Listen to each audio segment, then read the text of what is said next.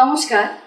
আপনারা অনেকেই হয়তো জানেন যে আগামী 24 তারিখ আমাদের নতুন প্রযোজনা হ্যাংলা আসছে আমাদের ইউটিউব চ্যানেলে, অর্থাৎ বীরভূম সংস্কৃতি বাহিনীর ইউটিউব চ্যানেলে। তো এই হ্যাংলা, আমি জানি না এই হ্যাংলা আসলে কি খায় না মাথায় দেয় তাও জানি না, কিন্তু হ্যাংলা যারা করেছে অর্থাৎ সেই তিনজন শিল্পী, তুফানদা, আপুদা আর সবার প্রিয় রূপা, তো তিনজনকে আমরা আজকে পেয়েছি। প্রথমেই তুফানদার থেকে জানতে চাইবো, তুফানদা, শুনেছি যে এই হ্যাংলার আইডিয়া ভাবনা এটা তোমার থেকে আমরা পেয়েছি, তো তুমি বলো তোমার মাথায় এই আইডিয়াটা ঠিক কিভাবে এলো, কখন এলো? আসলে কোনো একটা সময় আমি এইসব নিয়ে কিন্তু খুব চর্চা করতাম। আচ্ছা। সেই সময় হয়তো কোথাও শুনেছিলাম বা কিছু একটা, আমার ঠিক ওইভাবে ঠিক কিন্তু মনে নেই। হ্যাঁ, যাই হোক, সেইখান থেকে এখন মনে হলো যে এইটা হলে বেশ ভালো হয়। হ্যাঁ, সেখান থেকে এটা হলো আর কি। আচ্ছা, আমার পরের প্রশ্ন এই হ্যাংলার মালিকের কাছে। হ্যাংলার মালিক কেন বলছি সেটা আপনারা যখন হ্যাংলা দেখবেন তখনই বুঝতে পারবেন। তুমি আমায় বলো আপুদা, যে এতদিন তুমি নাটক করেছো, মঞ্চে করেছো, টেকের কোনো ব্যাপার ছিল না, তো এখানে এই হ্যাংলাটা করতে গিয়ে, ইউটিউব চ্যানেলের জন্য করতে গিয়ে তোমাকে একটা ডায়লগ বারবার বলতে হয়েছে, বিভিন্ন অ্যাঙ্গেল থেকে শর্ট নেওয়ার জন্য তোমাকে একটা ডায়লগ অনেকবার করে বলতে হয়েছে। তো এই দুটো অভিজ্ঞতার মধ্যে তোমার কি পার্থক্য লাগলো বা কেমন লাগলো তোমার? ঠিক, এটা খুব ভালো একটা প্রশ্ন।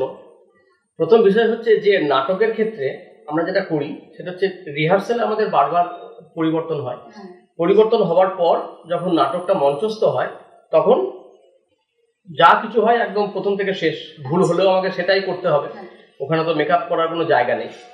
আবার পরের যখন শো হয় তখনও একই নাটক, তখন কিন্তু কোথাও হয়তো আগের নাটকের থেকে পরের নাটকের একটা একটু কোনোরকম ইয়ে থাকে, গ্যাপ থাকে।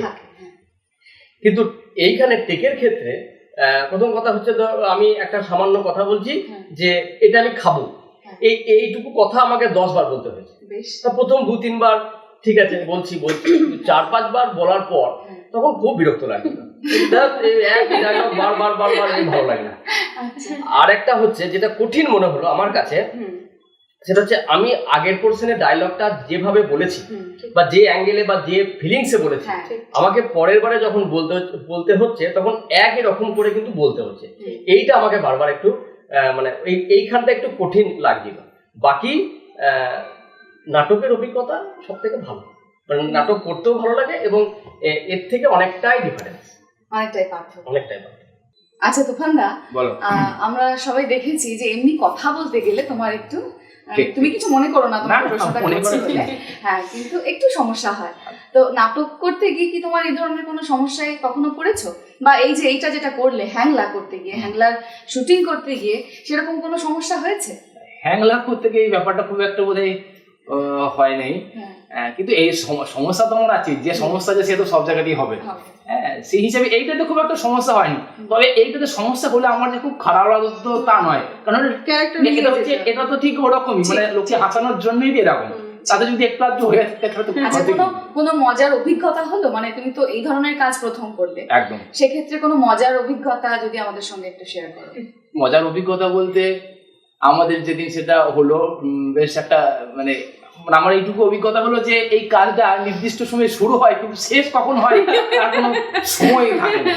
আর একটা ব্যাপার, যেহেতু এটা মানে মিষ্টি খাওয়ার একটা ব্যাপার ছিল, আমি সকালে কিন্তু মিষ্টিটা কিনে এনেছিলাম, মানে আমার ওই 4টে মিষ্টির গল্প ছিল, কিন্তু কি জানি আমি কিন্তু 7-8টা মিষ্টি কিন্তু কিনে এনেছিলাম।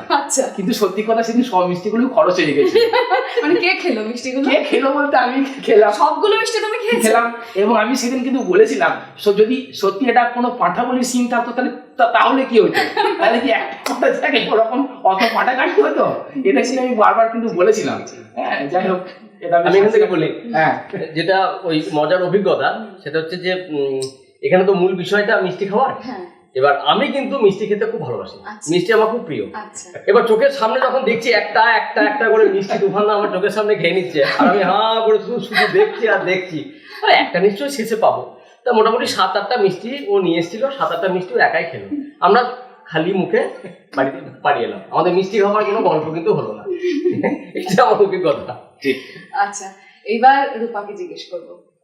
রূপা, তুই বল যে তুই এই নাটকটার সাথে, হ্যাংলার সাথে কিভাবে জড়িয়ে আছিস? আমার ক্ষেত্রে তো গল্পটা পুরো অন্যরকম। বেশ। আমাকে বলা হয়েছিল যে হ্যাংলাতে আমার একটা চরিত্র আছে, আচ্ছা। তো সেই জন্য সেই মতো করে আমাকে ড্রেস নিয়ে যেতে হয়েছিল, মেকআপ নিয়ে যেতে হয়েছিল, এবং সেটাও খুব তড়িঘড়ি করে আর কি। মানে আমাকে হয়তো জানানো হয়েছে 11টার সময়, আমাকে 11:30টার সময় বেরিয়ে যেতে হয়েছে, আচ্ছা। এরকম একটা ব্যাপার ছিল। তো তারপরে আমার প্রথমে হলো যে ঠিক আছে, নাটকটা যখন শুরু হচ্ছে তখন তাহলে তোর শুধু ভয়েসটা যা, তারপরে তোকে দেখানো হবে। আমি সেই মতো করে শুধু ভয়েসটা দিয়েছি যে ঠিক আছে তাহলে পরে দেখানো হবে। তো ভয়েস টয়েস দিয়ে দিলাম, আমি বসেই আছি, আমাকে আর কিছু বলছে না, আমার আর কিছু হচ্ছে না। তো আমি তো মানে ইয়েই লাগছে যে মা আমাকে নিচ্ছে না কেন, তাহলে আমার কখন হবে, সেই হয় না যে আমারটা হয়ে গেলে আমি নিশ্চিন্ত, এরকম একটা হয়। তো শেষে আমি শুনলাম যে না, আমার ড্রেস আনা পুরো ফালতু হলো, আমার মেকআপ আনা পুরো ফালতু হলো। আমার মেকআপ দিয়ে আমি দাদাদেরকে মেকআপ করিয়েছি, কিন্তু আমার মেকআপ হয়নি, আমার শুধু ভয়েসটাই যাবে, আমাকে দেখানো হবে না। তো প্রথমে একটু মনে হচ্ছিল যে তাহলে এত কিছু কেন আনা করালে আমাকে এত তড়িঘড়ি করে, কিন্তু তারপরেই মনে হলো নাটক তো সবাই মিলে, সবাইকে নিয়েই নাটক, তো নাটকে ওই গলাটা যাচ্ছে বা নাটকে আমার গলাটা কাজে লেগেছে, এটাতে ভালো লাগার। আর এই অভিজ্ঞতার প্রথম থেকে শেষ পর্যন্ত ছিলাম, দেখেছি, খুব আনন্দ পেয়েছি নাটকটা দেখে, খুব মজা লেগেছে নাটকটা দেখে। নাটকটা দেখে না নাটকটা করে? নাটকটা করে, হ্যাঁ ঠিক, নাটকটা করে, একদমই তাই, নাটকটা করে অন্যরকম একটা, আসলে মানুষকে হাসাতে পারবো আশা করি। তো যদি নাটকটা দেখে মানুষ হাসে, সেটাই আমাদের প্রাপ্তি, এটাই ভালো লাগার। আচ্ছা রূপা, তুই আমায় আরেকটা কথা বল, এতদিন তুই মঞ্চে কাজ করেছিস, মানে নাটক করেছিস, হঠাৎ করে সংস্কৃতি বাহিনীর ইউটিউব চ্যানেল, এই বিষয়ে তোর কি মতামত? আমাদের মূল কাজটা এখনো পর্যন্ত মঞ্চে, আমরা মঞ্চটাকে বেশি পছন্দ করি এবং মঞ্চটাকে বেশি ভালোবাসি, যেটা কাজল দাও বললো যে নাটকটাই বেশি ভালো লাগে। কিন্তু এখন নতুন একটা ক্ষেত্র সবার ক্ষেত্রে মনে হচ্ছে ইউটিউবটা। তো আমাদেরও মনে হলো যে ইউটিউবটা একবার দেখি না করে, কারণ ইউটিউবের মাধ্যমে অনেক জনের কাছে আমরা আমাদের কাজগুলোকে পৌঁছে দিতে পারবো।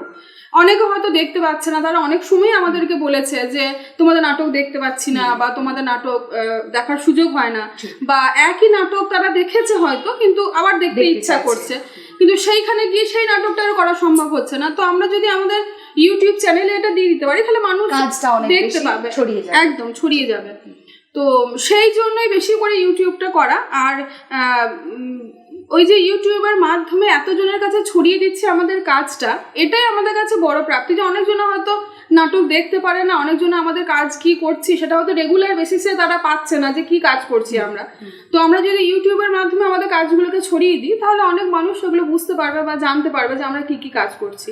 ঠিক আছে, প্রশ্ন তো মাথায় আরো অনেক আসছে, কিন্তু আমার মনে হচ্ছে এর থেকে বেশি প্রশ্ন করলে এরপর গল্পটাই হয়তো সবার সামনে চলে আসবে। আমি নিজে ব্যক্তিগতভাবে চাই না যে গল্পটা এখন থেকে শুনে নি, একেবারে কবে যেন হচ্ছে আমাদের এটা রিলিজ করছে 24 তারিখ, আগামী 24শে জুন। আপনারা সকলেই দেখুন, যারা এখনো সাবস্ক্রাইব করেননি বীরভূম সংস্কৃতি বাহিনীর ইউটিউব চ্যানেল, তারা অবশ্যই সাবস্ক্রাইব করুন। আর আগামী 24 তারিখ 24শে জুন দেখুন বীরভূম সংস্কৃতি বাহিনীর নতুন প্রযোজনা হ্যাংলা।